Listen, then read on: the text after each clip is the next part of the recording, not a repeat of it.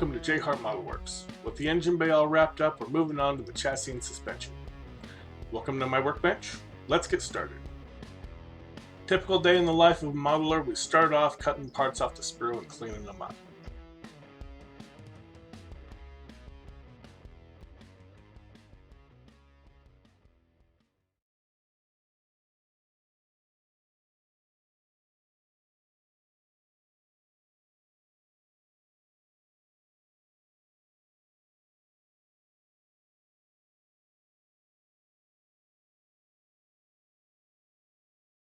For round parts like this, I really like sponge sanders as they'll remove the seam and conform to the part and not flatten the sides.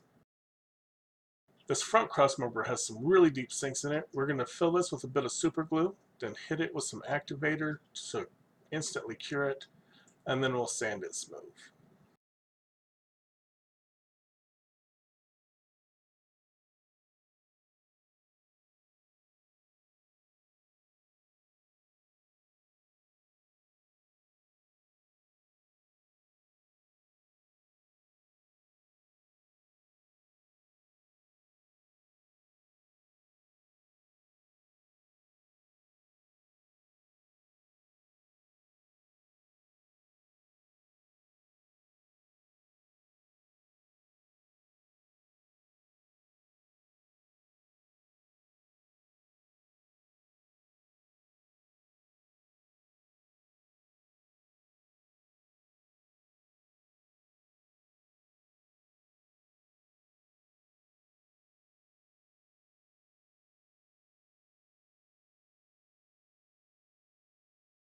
The rear brakes on this car are drums, and they need to have the poly cap in the center of them before they get assembled. So rather than paint the front and the back individually, I'm going to go ahead and mount the poly cap in here, carefully apply some glue around the outer seam on the inside of the drum, and then glue the back in place. This way I can spray them up as one part.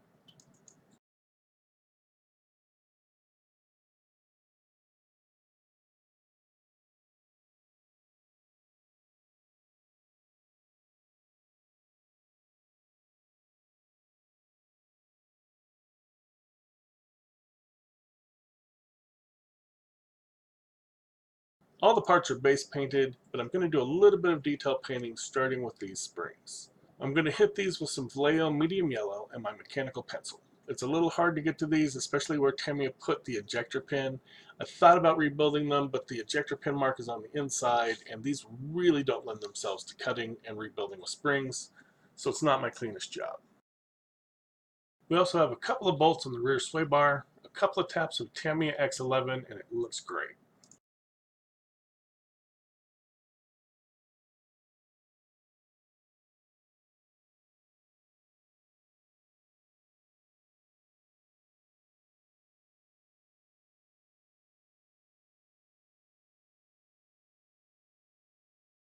The exhaust is pretty good on this kit, but the pipes are pretty much solid. I could maybe drill them, but I run the risk of drilling out the sides. Instead, I'm going to take some measurements and then cut them off.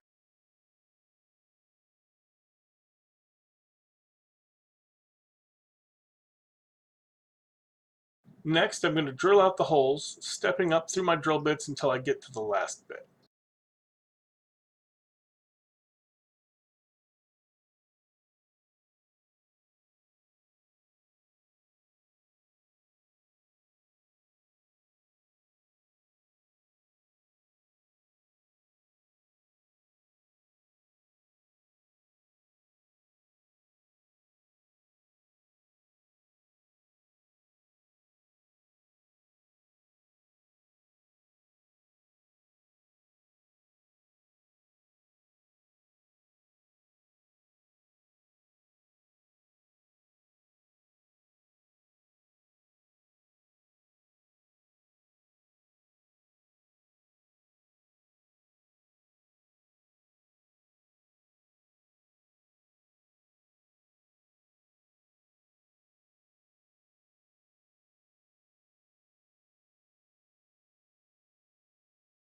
Unfortunately, my drill bits only go up to 2 millimeters, and I need about 2.4 or so. So I'm going to use a round metal file to slowly work the holes wider, test fitting the tubing frequently until they fit.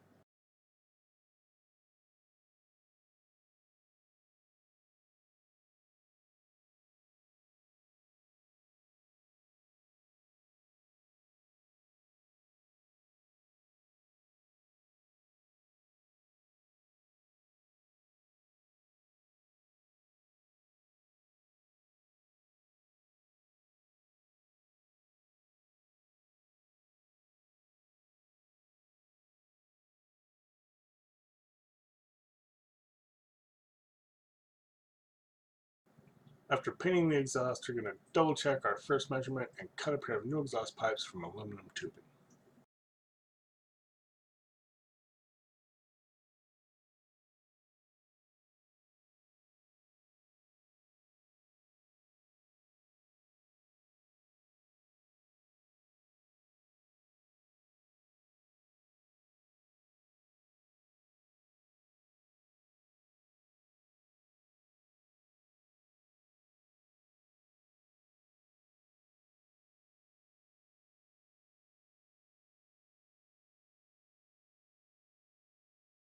Using a round file, we clean up any burrs on the inside.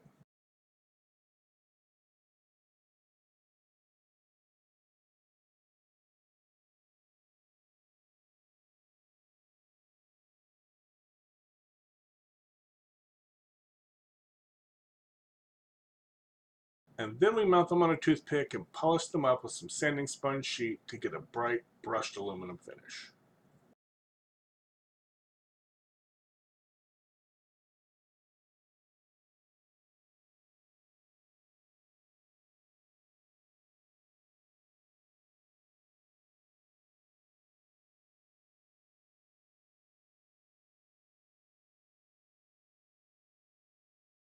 Finally, we'll use a little bit of CA glue on the inside of the muffler and glue on our new pipes, making sure they're straight and even and they line up well.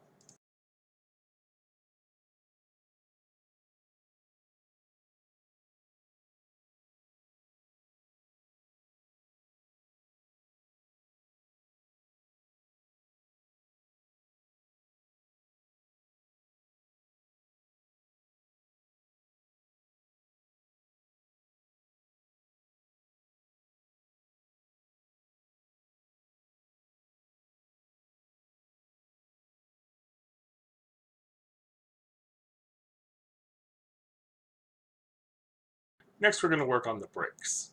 As mentioned in the previous video, I managed to get the photo etch fret for the street custom version of this kit, so we're going to use these photo etch pieces to improve the discs. After cutting them off the fret, I like to use my metal files to remove the burrs as they hold up better than sanding sticks.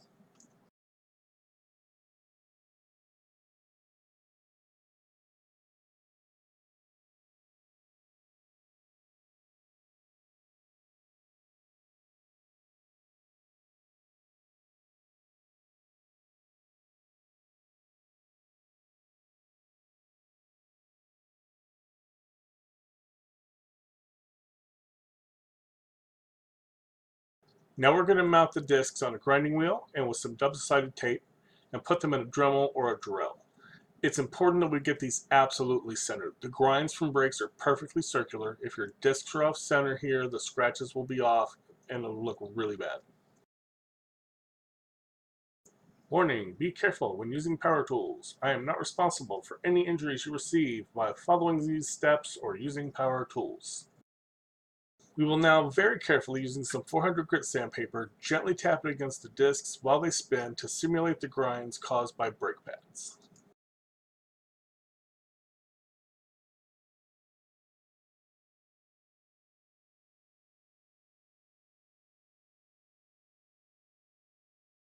Here's a side-by-side view showing the difference this small step can make in your brakes.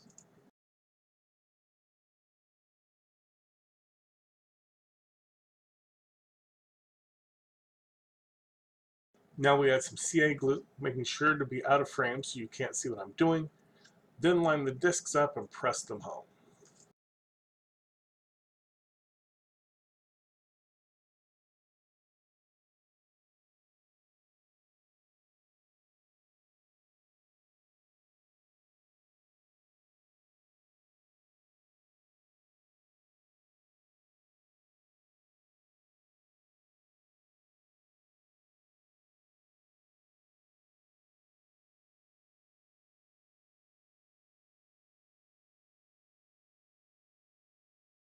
From here we need to glue the brakes to the spindles. First we put the polycap in place, then add some CA to the edge on the back of the spindle. Then we're going to press the brakes in place, making sure not to get any glue on the polycap.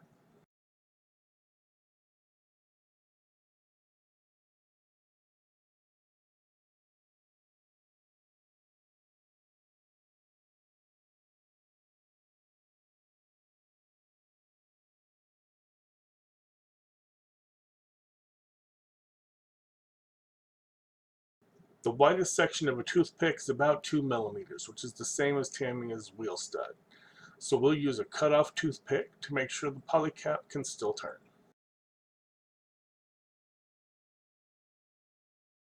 Time to put it all together.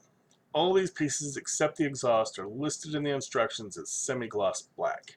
Every single one of them, which is boring as hell, and I'm not a fan of it. I thought about doing these in various forms of silver to contrast the black chassis, but decided on a compromise of doing the mostly black, but changing some parts here and there like the springs and sway bars to add a splash of color here and there to break it up. We don't want to glue the spindles down, so I find that hooking up the steering bar to both of them, then setting them in place, keeps them from wobbling and falling as much and makes it easier to get the suspension together.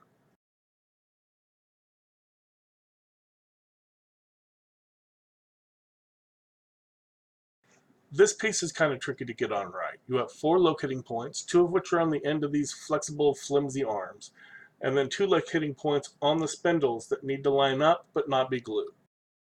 I didn't edit this to make it look good, so you could see the fiddliness of this.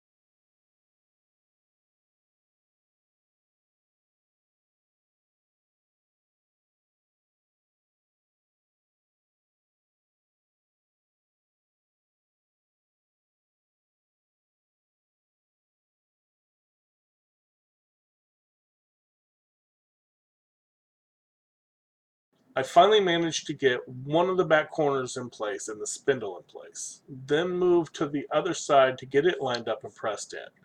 Once the back 2 points are finally in place, you can move to the fronts around as needed and get them home.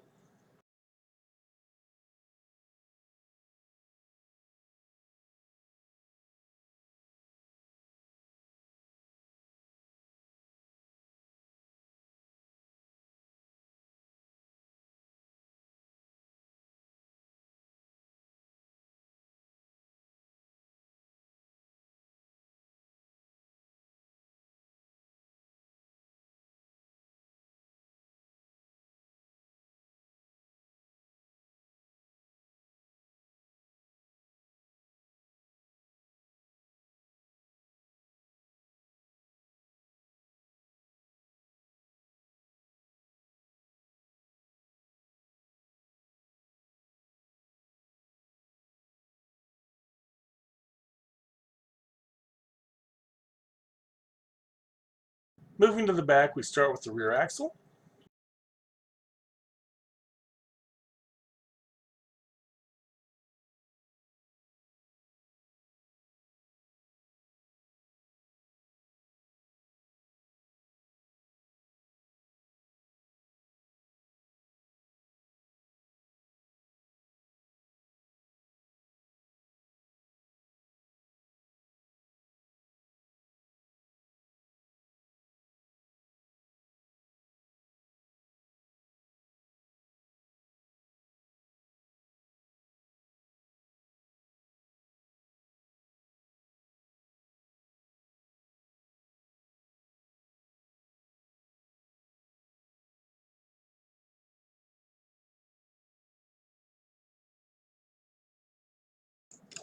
I have no idea what this part is, but I'm fairly certain it could have been molded into the chassis.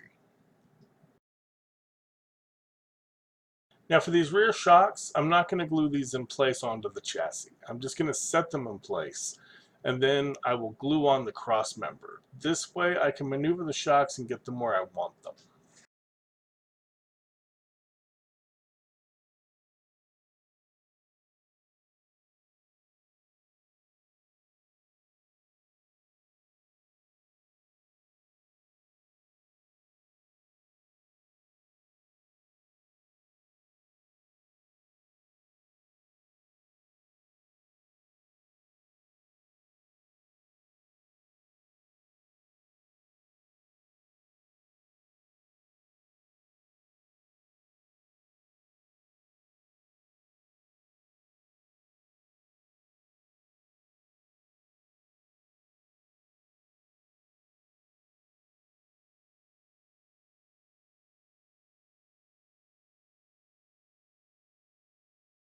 Now on these rear drums, the axle goes into this horseshoe and the cross member should slide right into that flat tab. I've gotten a little lazy at this point, just gluing straight from the bottle.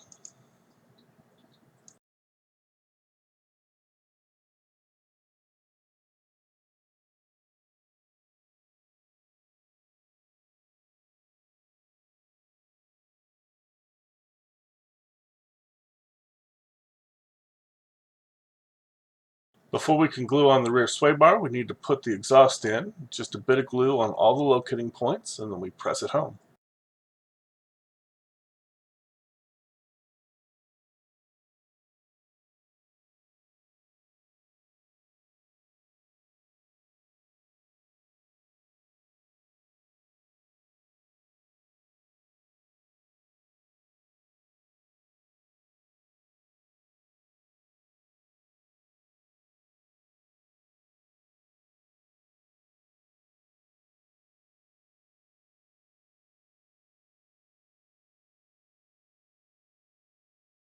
For our final part, we have the rear sway bar. Just a couple of taps of CA and we're almost done.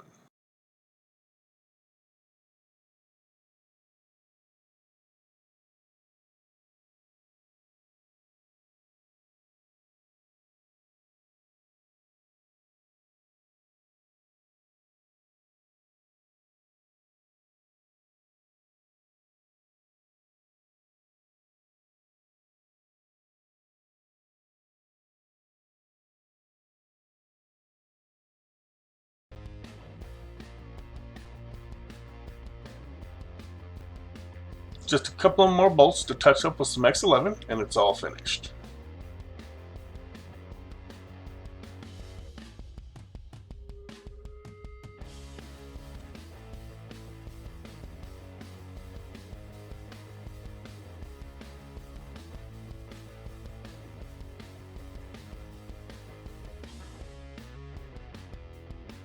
I'm really happy with how this one's turning out. I especially like the small splashes of color here and there, breaking up the black, but that color difference between the headers and the exhaust is really bugging me.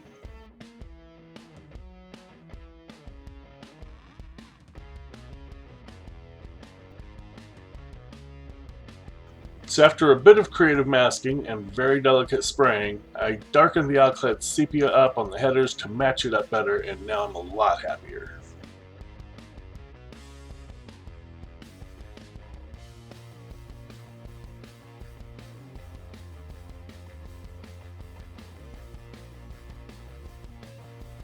And that's going to be it for the chassis and suspension. Thanks for watching, and I'll catch you on the next one where we tackle the interior.